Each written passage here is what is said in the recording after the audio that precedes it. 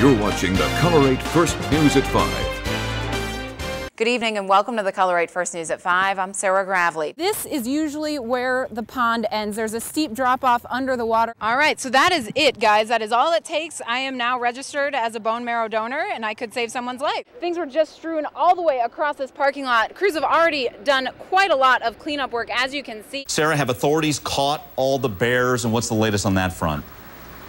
Yeah, Mike, we actually just got an update. Officials caught all 4 bears. It was a mother bear and her 3 cubs. Dolly's out front, as she always has been. She's the most outgoing of the 3. She's out eating a cantaloupe, putting on a show for some of the young viewers. You almost cannot even tell that there was ever a structure there, except for the fact that there is debris scattered all around it. Delivery complete. Let's go for the next one. It is the busiest day of the year for UPS. I bet you are smelling the yummy barbecue, Sarah. $3. That's all people have to pay. Oh my How's it going? gosh. You can't have a better deal than that, can you? No. Either a hot dog, burger, chips, and a drink for $3. While both the House and the Senate agreed on a budget, the fight over cuts, deficits, and taxes was more intense than ever. All right, Jane Fuhrer reporting from Minot, North Dakota, reporting on her vacation. Thanks so much for being with us. Moral of the story, take it slow and be safe out there tonight, guys. Thanks for being with us. Have a good night. A cloud of uncertainty surrounds the Bull Mountain mine near Roundup. MSHA officials are on scene investigating a series of cave-ins starting July 18th. When it comes to cave-ins, there's nothing you can really do. I mean, if the mountain wants to come down on your head, it's going to. This man works mostly on the surface of the mine and didn't want to be identified for fear he would lose his job. It's good money, and you know, there is a lot of security. I mean, the mine isn't going to go anywhere. He says he was in one of the chambers that collapsed just days before it fell and says there were signs of trouble. A lot of movement, a lot of noise. You know, we're doing what we can to support it. Signal Peak Energy President John DeMiche says the company was aware of a weak area and was trying to add extra support. Prior to the fall, Signal Peak Energy had already noticed the impact of this deep cover. Things are quiet at the Bull Mountain mine near Roundup as crews continue to investigate the series of collapses here.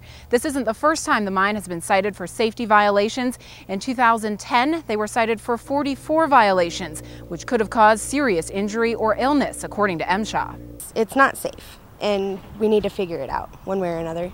Elizabeth Jones's father works at the mine. She says he was recently injured trying to repair a moving belt. Well, it scares me because my dad goes to work every day and he's risking his life. I mean, everybody that goes to work every morning, every night is risking their life being there. Jones says men continue to work there for one reason. Because it's the only way to make money in Roundup. I mean, there's not enough jobs around here, so what you can get is what you can get. DeMiche says safety is the company's #1 priority, and he sees the collapses as a chance to learn. Anytime we have a situation such as we've had right here, it represents an opportunity to assess what we need to do to prevent a similar occurrence.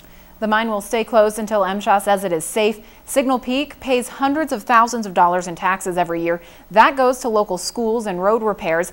They also recently donated $25,000 to flood relief efforts. Back to you.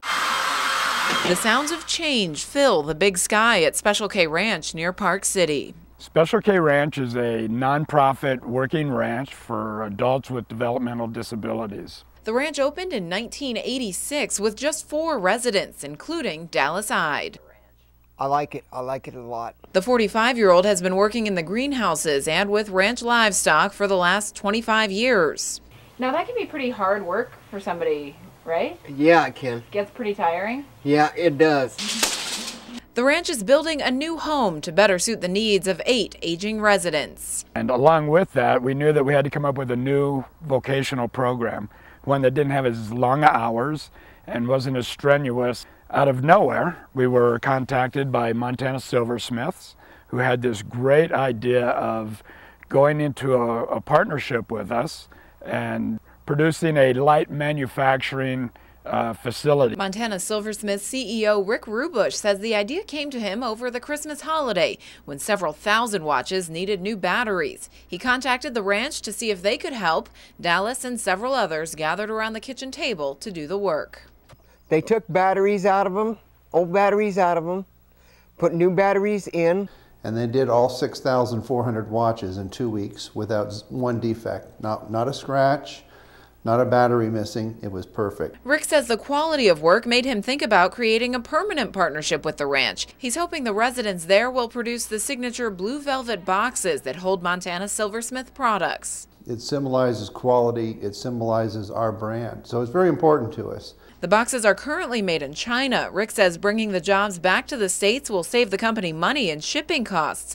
More importantly, though, it gives 12 of the ranch's 24 residents a new full-time job. It has now been 3 days since the bears ransacked a Cook City campground. In the days since the attack, we have learned much more about the victims. I felt the tent just fly 2 to 3 feet, and this giant thing was on my leg. 21-year-old Ronald Singer of Colorado was the first to be attacked early Wednesday morning. There was no noise, no warning. Singer says he scared the bear off by hitting it in the head. This is not a free meal. The sow and her 3 cubs moved on to a tent a few sites away, where 58-year-old Deb Friel of Ontario was sleeping after a long day of fishing. The bear latched onto her arm. I couldn't believe the strength of this animal. I knew I was going to die. I mean, that certainly was going through my head. Friel says she knew her only chance of survival was to play dead. When she did that, the bear moved on. I just went into survival mode. I thought I had to survive for my kids.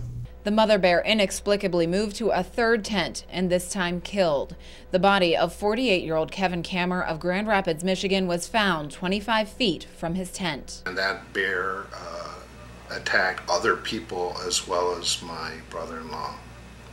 They survived, fortunately, but he did not. I've been having a hard time dealing with that today. Kammer, like Friel, loved to fly fish. Jim Howard says his brother-in-law was living out a dream with a trip to Montana. Tragedy occurs and can occur at any time. I think it's important for us to pursue what we love to do, even if there's the chance of tragedy. Of course, looking back, you know, you'd say, gosh, I wish I hadn't gone. Or we wished he hadn't gone, but he could have just as easily been hurt in Grand Rapids. Kammer, a gardener, avid fly fisherman, church volunteer, and family man, will not be coming home. But Howard says he touched many lives. He was a wonderful father and a wonderful husband, and I was proud to have him as a brother-in-law. We're going to miss him.